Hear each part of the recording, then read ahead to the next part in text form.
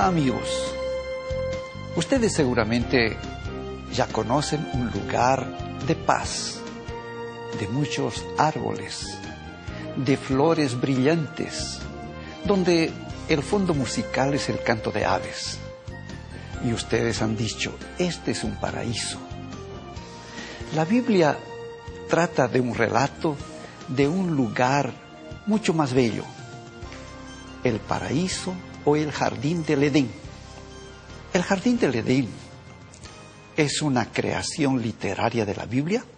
La arqueología ha descubierto un documento de origen sumeriana que retrata un ambiente semejante al jardín del Edén. Está en una epopeya. Su título puede ser La epopeya de Emercar. Emercar es un personaje que vivió en aquel lugar, el lugar apacible. El nombre de aquel jardín es Dilmun y la descripción está hecha en verso, más o menos en las siguientes palabras. En Dilmun, lugar de paz, lugar donde los príncipes vivían. Allí no había enfermedad y no había dolor. El león no buscaba su presa. Los lobos no despedazaban las ovejas. Los canes no ladraban para asustar a los niños. Las aves no abandonaban sus polluelos. Las palomas no eran ahuyentadas.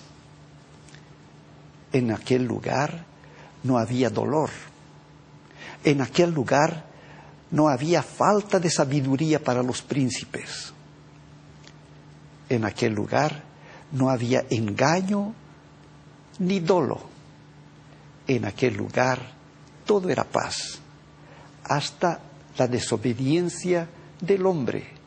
Entonces vino la enfermedad y el dolor. Ese relato, que está en una parte de la epopeya de Emercar, es continuada con la desobediencia y el castigo del primer hombre. El dios Enki castigó al hombre, haciendo con que él saliese del jardín y comience a experimentar el sufrimiento, el dolor y la muerte. Sobre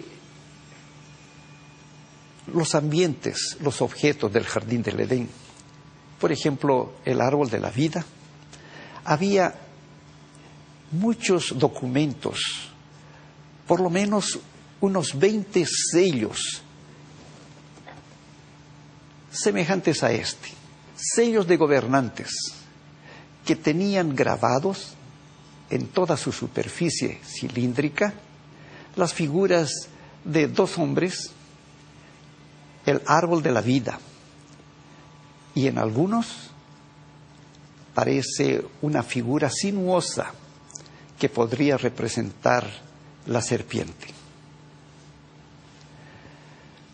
Además, sobre la caída del primer hombre, existe un relato mítico que tiene por título el mito de Adapa.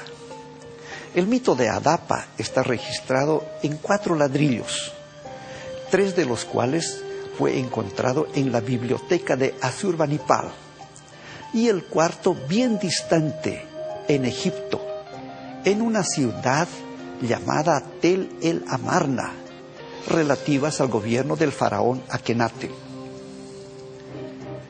El contenido de ese relato dice lo siguiente: Adapa era un semidios, tenía sabiduría y era puro.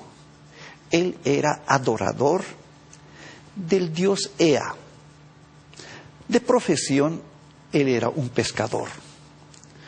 Un día, realizando su trabajo de pescador, navegando por el mar, sintió la fuerza del viento, ondas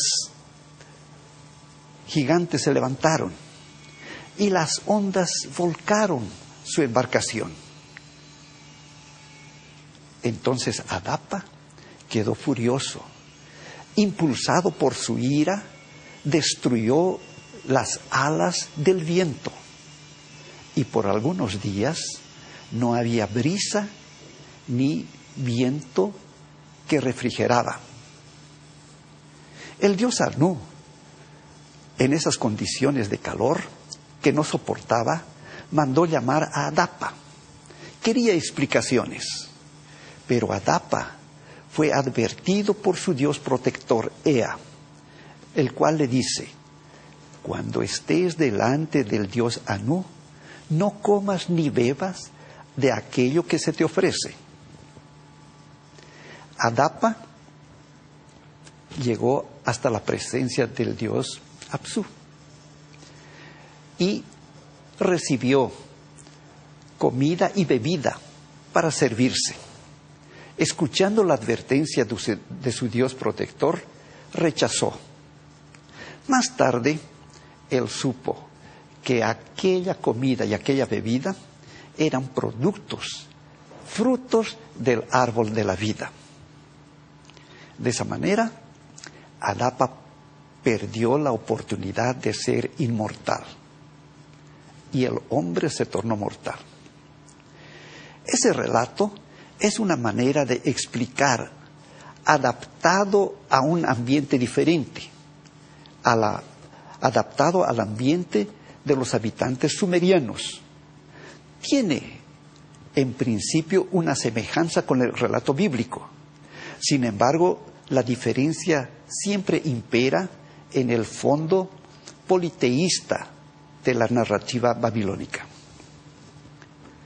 Debemos indicar que, además de estos documentos, el pensamiento de la existencia de un jardín del Edén y la caída del hombre están registrados en muchos otros documentos, principalmente en figuras pintadas en las paredes de palacios de reyes mesopotámicos y también en muchos sellos. Ya mostramos este sello.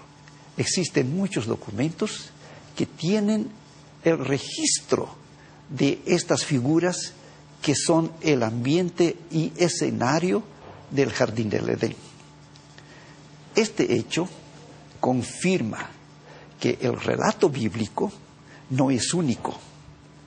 El relato bíblico es aquel principio verdadero, inspirado por Moisés para relatar lo que realmente había acontecido.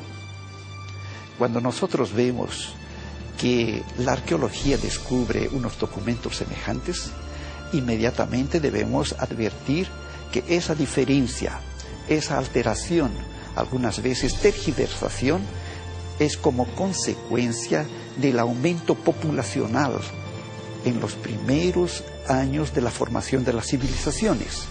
Y cada una de las naciones adaptaba a su manera de ver, al ambiente, a las nuevas ideologías, a las nuevas concepciones de vida, el relato originario que está verdaderamente expuesto en la Biblia.